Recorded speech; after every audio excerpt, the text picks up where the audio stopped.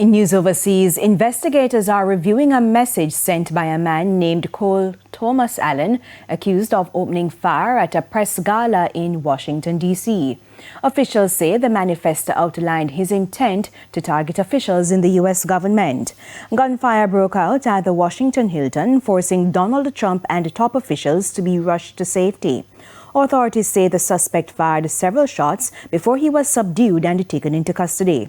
One Secret Service agent was shot but was protected by a bulletproof vest and is in stable condition. No other injuries have been reported. The 31-year-old suspect from California is expected to appear in court on Monday.